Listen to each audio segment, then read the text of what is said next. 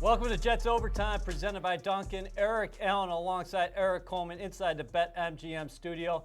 In just a moment, we'll bring in Anthony Becht. As always, the New York Jets were shut out this afternoon in South Florida at Hard Rock Stadium. The final was 24-0. The green and white are now 0-6, and the only winless team in the National Football League. The only winless team in the National Football League. And I go back to the second play of the game. That was a harbinger of things to come. Joe Flacco had an open Brashad Perryman who had a step down the sideline, and Perryman misjudged the ball, and from there, the Dolphins took this baby, and the Jets really couldn't get nothing going offensively throughout the game. Yeah, you know that you talk about that first drive. You can see that in the first 15 plays, Adam Gase had drawn up, we're going to take a couple of shots down the field. He had the opportunity with Brashad Perriman. Unfortunately, Perriman misjudged the ball. That was a big opportunity. This was a game of missed opportunities, and there's really been the story of the season so far. The Jets underperformed again. The Dolphins had a great game plan. They played well. They got after Joe Flacco. He was under constant pressure, and the Jets really just never found an answer. Disappointing loss, and I'm sure that there are some things to work on, and disappointing as Eric rightfully said. Disappointing on so many levels. Anthony, what is happening offensively? This team was 2 of 17 on third down, could not sustain any drives, and anytime you have 0 points in a National Football League game, especially in 2020, there are a lot of things going wrong. Yeah, I mean, third down was abysmal for both teams, but really bad for the Jets because the difference between the two teams were on first and second down, the Dolphins made a lot more plays. When you don't convert third downs, you don't get the extra plays to move the chains and at least control the field position. You can punt and do certain things of that nature, but if you're not switching over a field position because you can't get to at least the 50 or even the 45, your own 45, that's a problem. There's no explosive plays by the offense right now. And when I say explosive plays, I mean 20-yard plus pass plays, 12 plus to 15-yard runs. There's spurt things that happen, but as far as this Jets team is concerned, for 4 quarters, whatever it may be, just disappointing all around. There's nothing the Dolphins did defensively that I didn't see on film that the Jets should have expected them to do, whether it was pressure on early downs, whether it was pressure on third down. All the things that they showed on film last week and the week before was there for them. They had to either pick up the blitzes, they had to have protection, they had to complete the passes, they had to make catches, and they had to break a tackle. And all those things, you figure one of those things would happen for the Jets today, and unfortunately it didn't. And that's why the game ended up the way it was. Eric, if I told you before this game that the Jets were going to allow 302 yards, they were going to have 2 interceptions, they were going to have 6 tackles for loss, and Miami was going to go 1-9 on third down, what would he have said? I would have thought for sure that the Jets were going to win this game. You create turnovers, you control the time of possession. I don't know what else that you want to do as an offense. The one thing that I will say is the starting field position. I don't think they ever started anything closer than the 25-yard line.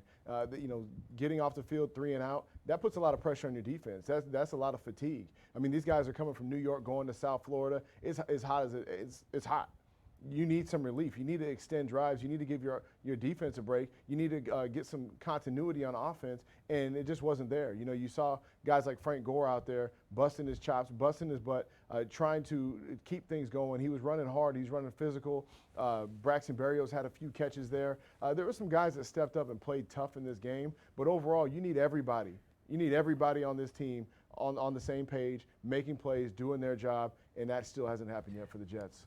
Anthony, this team was swimming against the current throughout this ball game. At the end of the third quarter, they had 11 drives, and as Eric just articulated, they started it on average at the 18.5-yard line. And then there was a point in the first half when the Jets had 59 yards of total offense and 52 yards of penalties. So field position and penalties continue to haunt the green and white. Yeah, I'm almost speechless. It's hard to really fathom those kind of things. I mean, when you're watching the football game and you're thinking, okay, you drum up something, get some kind of momentum, get something going, whether it be offense, defense, a big play behind the backfield, a tackle for a loss, just a big catch, something. I mean, the first quarter on the third series, the last drive of the first quarter, you saw some things. Ryan Griffin got a first down catch. Then Braxton Berrios, he gets a nice little catch and then turns it into 18 yards. And then you get yourself in a couple third down situations, 3rd and 12, you don't convert it, but you get defensive holding, you get a first down. 3rd and 2, Perryman gets the first, but Ryan Griffin has pass interference, so that's brought back. And then you saw the blunder on the 3rd down with the bad snap when Joe Flacco was trying to say, easy, change the play, pushes him out of field goal range. So it's just, again, those kind of mistakes, that's what happens, unfortunately, when you're 0-5 coming into the game. You haven't had success, and you're really pushing to have something positive happen. Sometimes those bad things overwhelm the team, and it just starts to create a little bit of an avalanche throughout the game. And this was a perfect example of it, of just a situation from first to last snap. Jets couldn't really bring anything, at least offensively, to the table. Let's go to the virtual podium in South Florida at Hard Rock Stadium and hear from Jets head coach Adam Gase. All right, injuries. Chuma went out with a calf. Alex went out with a shoulder. Frankie went out with a groin. We didn't take advantage of anything at the beginning of the game. Had some opportunities for some big plays to kind of get everybody jump started. We didn't get that done. Thought defense, I know early, we had some struggles. Did a great job in the second half. We just couldn't get anything going on offense. Too many penalties in the first half really hurt us. I mean, we can't have 6 penalties like that in the first half and then 1 in the second. That's definitely got to get cleaned up. We got a lot of things to fix on offense. We just got to make the plays when they're there to be made, and we got to protect the quarterback better. We can't let Joe just be getting teed off on that early in the game.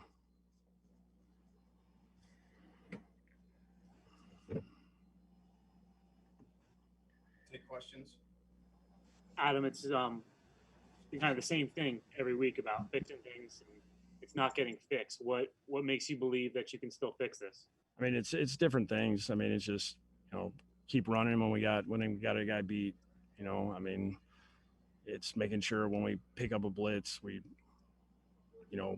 physically get the guy removed from the hole to where the quarterback doesn't have a guy in his lap.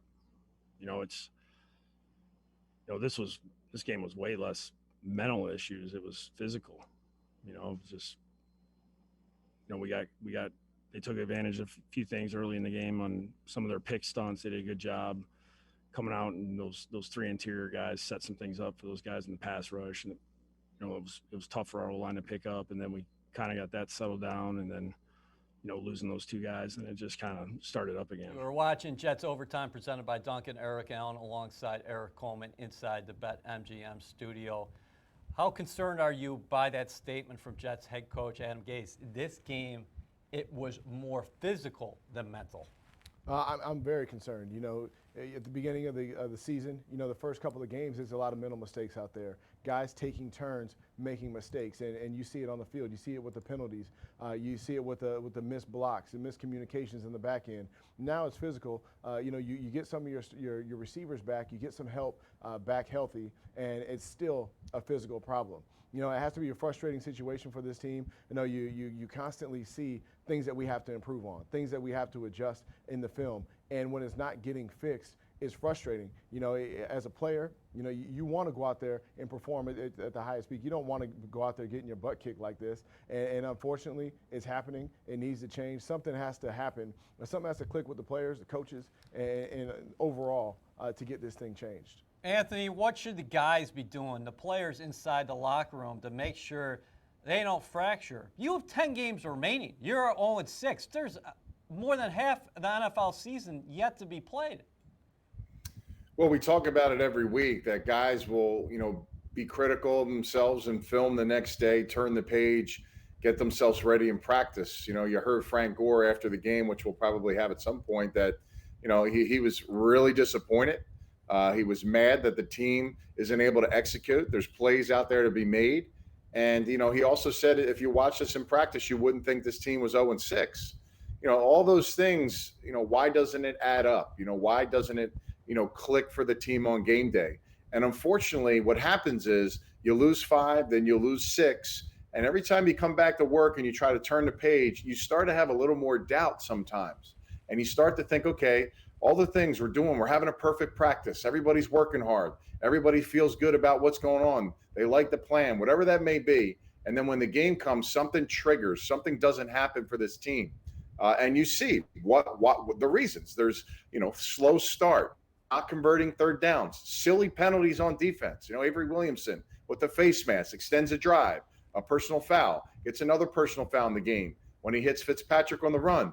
Again, these are things that unfortunately, I can say this all the time, and Eric can speak for it. You can be aggressive on offense and defense without getting a personal foul or a penalty. You get it between the lines, you get it within the play. And those are the little things. I mean, they do add up because they're glaring when they happen in the game. And when they happen every week, it becomes more poignant to coaches, to us, to the fans. And, you just have to clean up those small things. I mean, you have to come out and be penalty free at some point. You have to come out and be able to execute. And if they just beat you one-on-one, they beat you. But if you go out there and leave something on the field every week, that starts to have a little bit of a trickle effect because it sets doubt in your mind. So this team, unfortunately, has to turn the page. They have to correct their mistakes, and they have to execute on the mistakes that they're making in the game, not during the practice week. They have to convert that play. They have to convert the momentum that they have in practice. If they're practicing at a level that everybody feels like they should, they have to figure out a way to make it convert in the game. Anthony, I agree with you. You hit it on the head right there. Guys have to learn how to convert plays during games. And I've been on teams where things get hard, things get rough. And it's important for this team to, instead of pointing fingers at one another, you have to point the thumb and you have to look at yourself and ask, what can I be doing to help this team get better? And I say it every week, you have to do more. If it's not working up to this point, you have to continue to have meetings after practice. Go to someone's house, watch a little extra film, work extra on your technique. Try to find some type of way to give your team the advantage, give yourself the advantage. It gets frustrating when you start losing like this because you're going into the locker room, you go into the meeting room on Wednesday, and all of a sudden you have a new person sitting next to you. Now your teammate is gone, and jobs are on the line.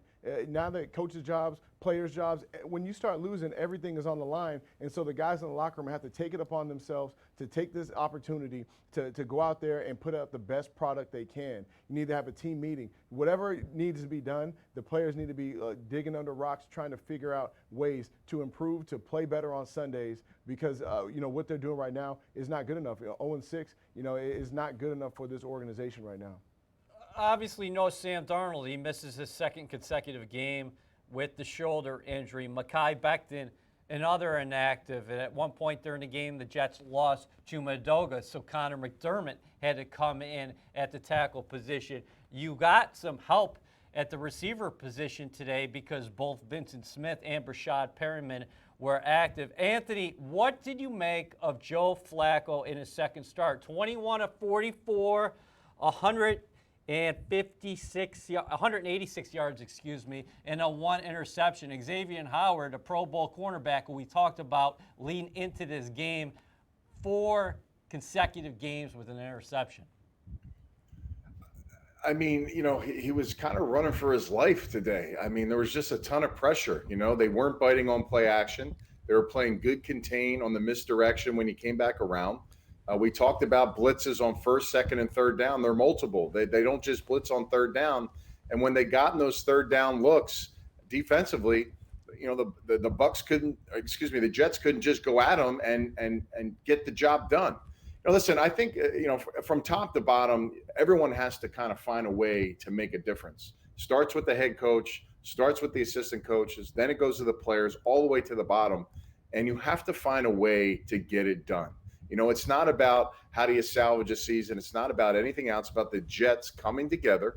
It's about the Jets going out there and saying, you know what, we can't worry about what our record is, this and that, and go out there. And I just want to see 4 quarters of play, top to bottom, everybody doing their job, doing their thing.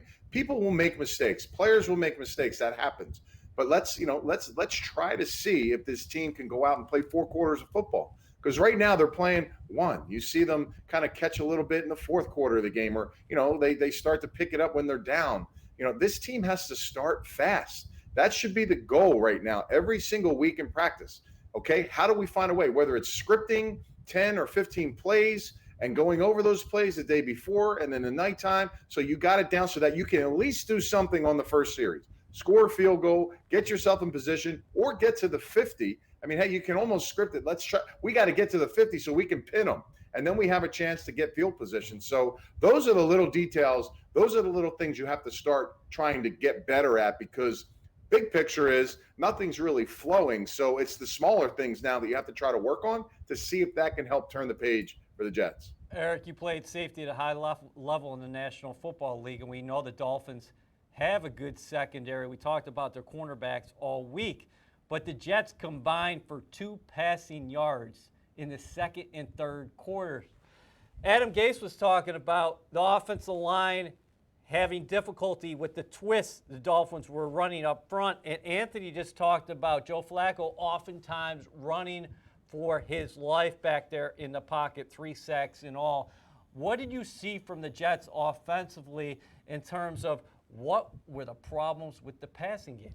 Well, it obviously starts with the run game. Not getting that continuity in the run game. Now you're behind the sticks. It's third down, second down and long. And now the Miami defensive line, the linebackers, they're pinning their ears back. They had a lot of different blitz packages where they'd have, 7, 8 guys in the line of scrimmage trying to confuse the Jets offensive line. But overall, the defensive line of the Miami Dolphins was very aggressive. They had their ears pinned back. There was never, they never honored any play action. And that is the secondary's best friend. I know the teams that I played on, here with John Abraham, when he and Sean Ellis were getting after the quarterback, I mean, I'm back in coverage laughing because the quarterback doesn't have an opportunity to throw the ball. And that's what I saw today. Joe Flacco was on the run quite a bit. He was throwing off his back foot and never really had the opportunity to set his feet and deliver strikes down the field. And that's credit to the Dolphins. They had a great game plan, did a good job of getting pressure on them, and unfortunately, Jets didn't have an answer. Let's go back to Hard Rock Stadium right now and hear from Jets quarterback Joe Flacco. Joe, it looked like the first series, you guys wanted to take some shots and be aggressive going down the field. Why didn't that work there? Well, we knew they were going to, what they do is play people tight. They play people man to man. And people have been kind of playing us that way anyway. So we figured they would be doing that to us. We probably had a chance there to kind of get off to a good start. Just weren't able to make it happen. And I think from then on out, when they were playing some single high, or they were definitely doing some things to take that away. And then they started all out blitzing us and playing cover zero, making it tough to kind of hold on to the ball long enough to get those balls out. Joe, I think you guys were 0 for 11 or 0 for 12 on third down conversions before you got your first one. Why did you guys not have more success? Just execution, or was it what they were doing to you guys defensively? Yeah, I mean, I think the game was like 0 for 20 something before the last couple of drives there. Hey, man, it was a tough game, and the only thing you can do in these situations is hold your head up high and keep on fighting and fighting and fighting. I mean, it was ugly. We didn't play well, and they came after us, and we just weren't able to get a lot going. How did you feel like you played personally, Joe? Well, I mean, I don't really look at that until I go back at the film. I mean, I don't feel good right now because we didn't win the football game and we didn't play well enough. But I'm happy about how the guys that were in there at the end of the game fought and kept going, and the defense kind of stepped up in the second half there, and played a good game. So, hey, I definitely made some mistakes, and gotta clean some things up and keep on going. But we're playing in some really tough conditions right now, and we just gotta keep getting better. You are watching Jets Overtime, presented by Duncan, Eric Allen, and Eric Coleman inside the Bet MGM studio. In just a moment, we'll bring back Anthony back. Obviously, a disappointed Joe Flacco, but he always brings great perspective. He's the cool man, no matter what is happening around him. And let's face it right now, the Jets are in the midst of a bad storm.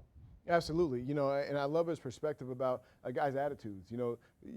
As you saw on the play on the film, these guys are playing hard, and I know everybody's like, oh, I'm tired of people playing hard, they're not performing, and this team is not quitting. They're not quitting on the coach. They're not quitting on the game. They're hungry, and they're trying to do whatever it takes to get over that hump. I mean, it was great to see Avery Williamson and Marcus May teaming up on tackles, getting up, celebrating. I mean, you saw Quinnen Williams making plays in the fourth quarter and still being happy about it. You know, this team is still fighting. They're still trying to make plays. They're trying to work their way through this, and it's going to take effort of the Quinnen Williams and all the leaders that are going out there making these big plays. It's going to take that to get out of this slump, because sooner or later, this is going to end. They're going to start putting some things together. They're going to make enough plays to come out with the win. You know, I love seeing the DBs pull. Marcus May had the big interception earlier. I mean, it is great to see guys still getting after the ball hawking, getting after the quarterback, and having a great effort out there on the field. Listen, Anthony, nobody outside of One Jets Drive is going to be talking about the successes the Jets had on the field Sunday. But as we bring you back in, that's 6 interceptions in 3 games for the defense. And Eric just talked about the Brian Poole interception at the end of the first half. That was a kill shot right there. You're already down 21-0. But the point of that is you take points off the board, and you got to take some momentum from it. Right now, this team is failing to capitalize on some of the successful plays they are having. Yeah, I was a little worried going into the half on that last drive, because you're right. A lot of momentum for the Dolphins there, and if you thought you had a chance to come back in the game at all, if they had scored in that moment, you may have felt like, going into halftime you had no shot. Poole comes up with the big interception, and again, that was needed. That was something where, again, Eric talked about the effort and the guys still going. But again, it all starts to coming out and starting fast. You got to find a way on both sides of the football to come out, get stops, and then when it's your turn on offense, to create something so that you can get first down, so you can move the sticks. It was great to see guys like Smith and Perryman back on the field. Perryman got some action in this game. Unfortunately, it wasn't in points of the game that were in play for him, but you're talking about a hair off on the first play of the game, where you got him down the sidelines, and for some reason Perryman kind of stops a little bit, may have misjudged it, and then tries to pick up the ball later and drop and wasn't able to extend and get to it. I thought that was a perfectly thrown ball from Flacco. So again, that's kind of where the execution comes in, and eventually, like Eric said, and you said, these things are going to turn. It's going to happen for them, but man, you got to find ways to force it now, to force things to happen for you in a positive sense, so you can create things. And right now, they just aren't creating anything. And unfortunately, they're getting the best of these defenses. Defenses are coming in and seeing what's going on film with the Jets offense, and they're saying, okay, man, we got this opportunity. If we get here, we can get them here. It's got to be flipped. You got to show something on film where you put a little, scare in the eyes of the defense. And today, the Dolphins didn't have to change anything defensively from a scheme that they had put in from weeks prior, because their goal was, if they play with effort, they play hard, and they get a little bit of pressure on the quarterback, who's going to make those plays? And, if we can get up in a lead, get them out of their run game, which was productive today. It just wasn't good enough and was able to be used at the point of the game early on where you can get things going, that they felt like that was a good plan for them. And it worked out, and that's the reason why. So to me, moving forward, faster start, you have to find a way to do that. That there's got to be some real talk about that, because this team cannot come out flat and punt 4 or 5 times in a row to start a football game. It's just inexcusable. Yeah, I think the 6 first half possessions, you had 5 3-and-outs. Eric, let's go back to that second offensive play from scrimmage. What do you think happened with Perryman there? Because I thought if he kept on running, he grabs the ball in stride, and the Jets are up 7-0, and then the whole tenor of the game obviously changes, but it seemed like he just misjudged it. Yeah, watching that second play of the game, you see Perryman, you see Flacco back up, throw the ball deep, and you see the ball go to Perryman, and he has a couple of steps on the defensive back, and then he slows down a bit. I think he misjudged it. Maybe the sun was in his eyes, but these things happen. You know, Rashad Perriman was on injured reserve. He hasn't been practicing. He hasn't been getting those reps. I'm sure that he's running full speed this past week, but that game action is different. You know, when you're running and you have the adrenaline going. So, you know, hopefully that's something that will get changed. He'll make that adjustment next week, and you'll start to see him make these big plays. The reason why the Jets signed him, to make these big plays, and he's pretty capable of doing so. You know, he's a great player. I think if he had another opportunity to do that, he would go ahead and make that play. But, you know, it changes the momentum of the game. Rashad Perriman Sunday against the Miami Dolphins, 4 catches for 62 yards, and our Ethan Greenberg caught up with him after the game. Here with Jets wide receiver Rashad Perriman. Rashad, from an offensive perspective, what do you think went wrong today? I just feel like, you know, we just gotta attention to detail for the most part, and I feel like making the plays, you know, when it's there, you gotta make the plays no matter what position it is. I feel like, you know, when you get your opportunity, you gotta make it. That's including me. Rashad, what needs to happen for this team on third down to be more successful? I just feel like it's attention to detail. Like, you gotta really focus in on the tiny details, you know, every route concept, blocking scheme, you know, everything. Rashad, can you take us through the first couple plays that were intended for you, the 2 deep balls? What happened? Was there any miscommunication between you and Joe, or just take us through those 2 plays? No, it wasn't really any miscommunication.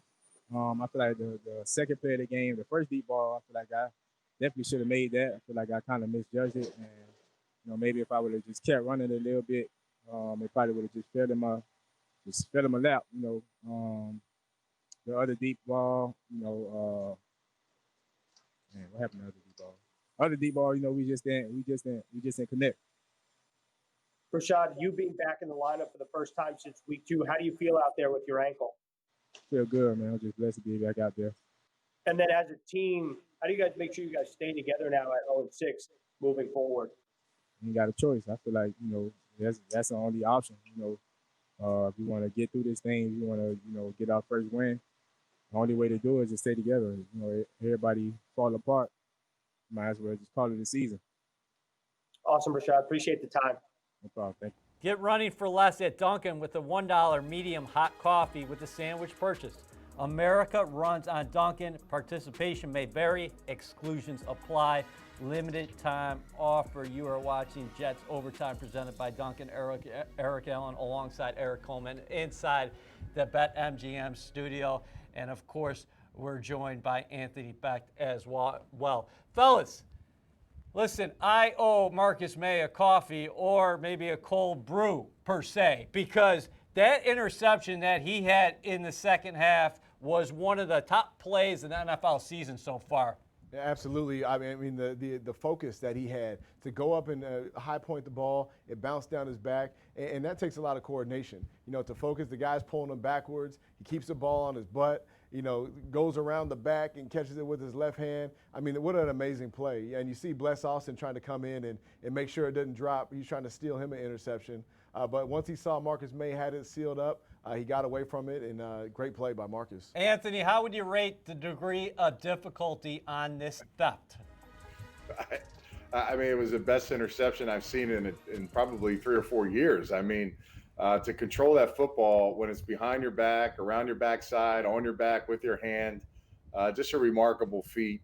You know, Marcus May is a really, really impressive player. He can do so much for you on defense. He's multiple position-wise. He can be at the line of scrimmage. But to me, that was a huge bright spot because it was a wow factor. I mean, that's going to be something a lot of people are talking about tomorrow. You know, it would have been nice to have some kind of those things created early on in the game where you can get some momentum. But at least for the defense, it was good to see them continue to fight, continue to play. Basham had a couple good plays as well in this football game, getting to the quarterback. Again, just a little bit too late. But again, we talked about the effort level and guys still playing. You can't question that. That was one of the greatest individual efforts you will see on an NFL football field. Let's hear from the man himself, because our own Olivia Landis caught up with Marcus after the ball game. Can you walk us through your interception? It was pretty extraordinary. It's going to make a lot of highlight film shows. No, I just read the route, Just doing what I'm coached, just playing ball, see the ball in the air, go get it. They tried to set that move up a couple times earlier in the game. I was just waiting on it, being patient, and Fitz finally threw it, and I was there ready for it. Marcus, it looked like you were playing more deep safety, the role we've seen you play for most of your career. Hmm. Were you comfortable with moving back there? Yeah, I mean, you can put me anywhere, like I always say, line up, and feel like I can get the job done pretty much anywhere. But just making the switch back at free. Just making sure things are going on and making sure everybody's lined up and making sure the ball doesn't go over our head. Marcus, what gives you hope and belief that you guys can still fix this and turn it around even at 0-6? It's a new day, new week. I mean, I don't think anybody has the mindset of giving up. I mean, I know I definitely don't. Um, you just got to try to improve from this week. I mean, I know it sounds like a broken record almost, but I mean, each week in the NFL is a new week. It's a clean slate. So we just got to find a way to get it done. Eric, real mixed bag for the defense today because Ryan Fitzpatrick had 3 touchdown passes, but on the other side of the ball, we talk about Jets come up with 2 interceptions. They had 6 tackles for loss, or oftentimes in that backfield. Miami was 1 of 9 on 3rd down. They couldn't convert. We've been talking all show about the Jets' struggles on 3rd down. Fellas, there was a point in this game that both teams had combined for 0 of 20 on 3rd down, E. Well, I mean, that's what happens when you play your division opponent. There's a lot of familiarity there, but I love how this defense was playing with bad intentions. They were trying to get to the ball, making the ball carrier pay when they got there. They had a lot of energy. They played with enthusiasm. Unfortunately, they were out there for quite some time because of all the 3 and outs, all the short drives. But overall, listen, this defense had great effort. I think they're continuing to improve. Although they gave up 3 touchdowns, this defense is continuing to get better. Anthony, on the offensive side of the ball, you saw some pop from Ty Johnson. He didn't get a lot of carries, but he is sprung free for a 34-yarder. And also another young guy, an undrafted free agent who made this team defensively, Bryce Huff, he came up with a sack. Yeah, it was good to see some young players, come onto the field and play well. I believe, if I'm not mistaken, Eric, that was the longest rush of the year for the Jets that Ty Johnson had. So it was nice to see. It was well blocked. The guy had a hole. I mean, it's interesting to see how those things really, happen when you hit the hole and then you get yourself some room in the 2nd and 3rd level. So it was good for them to see. Huff, again, as a guy that was very productive in college. And again, these players are going to get opportunities. They're going to get a little more. Michael P. Ryan got some more opportunities in this game. I expect him every week to get some more. Had a couple opportunities. Had a drop in the game, but other than that, I mean, he's just got to get more experience by reps, and that's going to help him as well. So we'll see what the direction the Jets want to go as far as how they're going to take things with some of these young players game to game, because at some point you do have to see what you have, and you have to see moving forward, how you're going to build this roster up. Really starting today and moving forward. I mean, the roster can change at any point. So that'll be the most important thing for the Jets as far as those young players are concerned. I thought Terrell Basham was very active for the Jets today, and our own Olivia Landis caught up with Bash after this contest. Reporter Olivia Landis here with linebacker Terrell Basham. Terrell, another loss for the Jets, 0-6 currently on the season. At this point, how does the team mentally move forward to find that first win? We just got to stick together and block out the noise. After a 0-6 start to a season, there's going to be a whole lot of noise from the media and outside people wanting to make their opinion on this team and the things that we're capable of and the things that we're doing. But we have a lot of good things that we're going to build off of from this game and move forward, correct the mistakes, and try to figure out how to make the necessary plays in order for us to win that first game. You talked about blocking out the noise and all of the things on the outside. What are some of the steps that you guys take as a team to do just that, block out all of the outside noise and focus on what's in front of you? Just meeting with each other, recognizing the bad, building off of the good, and going from there. Not hearing anything that anyone else has to say, but evaluating ourselves and truly getting better from that. As a unit defensively, you guys got the pass rush game going today. You yourself had 1 sack, 2 sacks total in today's game. How do you build off performances like that? We were able to put some pressure on them today, which is really good. It's tough. I mean, you in one aspect you can feel like you're doing good, and in the other aspect, you could be lacking in some things. But I mean, we just got to come out and play. We have yet to play a complementary game in all phases, as far as offense, defense, and special teams. Once we come out and play a complementary football, we'll get the results that we need. Defensively, though, Terrell, what are some of the positive things that you guys have done through these first 6 games that you think there's something there that you can build off of? One thing for sure, we don't stop. We continue to play. Some of our best plays been in the second half, and the third and fourth quarters of some of these games that we've been losing. Some of the best plays, some of the most plays that we make could be in the second half. We're building off of the turnovers and the amount of pressure we're able to put on quarterbacks, the amount of guys we're able to get around the ball. There's a lot of good things that we're doing on defense that we have to build off of, that we can't let go. And we just got to correct the little mistakes, because it's just little mistakes holding us back. Terrell, thank you for your time. I appreciate it. Thank you. Time for our final thoughts on Jets Overtime presented by Duncan. Anthony, we start with you. The guy I'm thinking about right now is actually on the other side of the ball. That's Sam Darnold, because the Jets have struggled to get into the end zone here throughout the 2020 season, and 3 of those touchdowns just came on remarkable plays by Sam Darnold, a pair of scoring passes to Braxton Berrios, and then an absolutely improbable run against the Denver Broncos. He missed his 2nd consecutive game today. I'm sure he's chomping at the bit to get back on the field.